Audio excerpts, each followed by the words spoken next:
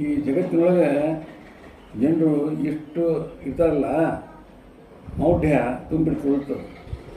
ಎಲ್ಲಾದರೂ ಏನು ಮಾಡಿದ್ರಂದ್ರೆ ಅವ್ರಿಗೆ ಪವಾಡ ಅಂತ ಅನ್ಸೋದು. ಪವಾಡ ಅಂತಂದು ಬಿಚ್ಚಾಯ್ತಾರೆ. ಯಾರೊಬ್ಬ ಸ್ವಾಮಿ ಇರಲಿ, ಬಾಬಾ ಇರಲಿ, ಏನೋ ಮಾಡಿದಂತ ಹೇಳಿದ್ರೆ ಪವಾಡ ಸದಸ್ಯದಪ್ಪ ಬಿಡೋ ಅಂತ ಹೋಗ್ತಾರೆ.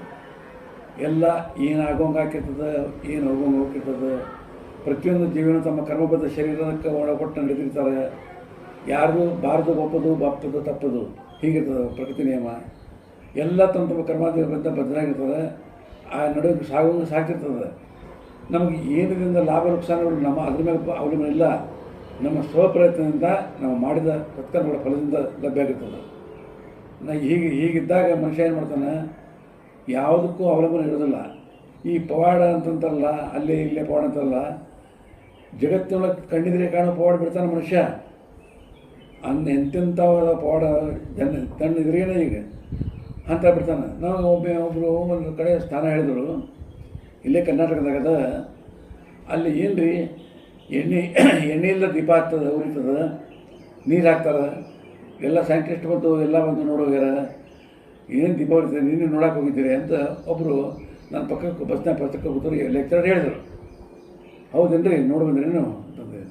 ಹೌದು ರೀ, ಎಂಥ ವಿಚಿತ್ರ, ನೀರೊಳಗೆ ದೀಪ ಹಚ್ತಾರೆ. ಹೌದೇನು, ನೋಡಿರಿ ಸ್ವಲ್ಪ ಅಲ್ಲೇ ಹೊರಗೆ ನೋಡಿರಿ ಅಂತಂದರೆ ಕಿಟಕಿ ತೆಗೆದಿತ್ತು. ಮುಂಜಾನೆ 9 ಸಮಯ ಟೈಮ್. ಅದು ಸೂರ್ಯ ಅದು ಎದ್ದಿದ್ದಲ್ಲ, ಸೂರ್ಯನ ಕಡೆ ನೋಡಿರಿ ಸ್ವಲ್ಪ ನೋಡಿರಿ. ಆ ಸೂರ್ಯ ಎಷ್ಟು ದೂರ ಗೊತ್ತದೆ ನಮಗೆ? 9,40,00,000 ಮೈಲ್ ದೂರದಿಂದ ಭೂಮಿಯಿಂದ. ನೋಡಿರಿ ಪ್ರಕೃತಿ, ನೋಡಿರಿ ಬೆಳಕು, ನೋಡಿರಿ ಇಡೀ ಬ್ರಹ್ಮಾಂಡಕ್ಕೆ, ಇದಕ್ಕೆ ಜಗತ್ತಿಗೆ ಬೆಳಕು ಕೊಡ್ತಾನೆ. ಅಲ್ಲಿ ಯಾರ ಹೋಗಿ ಅವ್ನಿಗೆ ಇಂಧನ ತುಂಬ್ಯಾರೇನು, ಎಣ್ಣೆ ಹಾಕ್ಯಾರೇನು, ಜನರೇಟರ್ ಇಟ್ಟಾರೇನು, ಇಂಥ ದೊಡ್ಡ ಮಹಾನ್ ಇದನ್ನು ಪವಾಡನೆ ಬಿಡ್ತಾರೆ. ಅದು ಹೇಗೆ ಒಬ್ಬರೇ ವಿಚಾರ ಮಾಡ್ತಾರೇನು? ಹೇಗಪ್ಪ ಎಷ್ಟಾಗಾದ ಒಂದು ಸೂರ್ಯದಿಂದ ಪ್ರಜ್ವಾಲಿತ ಜ್ಞಾನಮಯ ಪ್ರದೀಪ ಅಂತಾರೆ.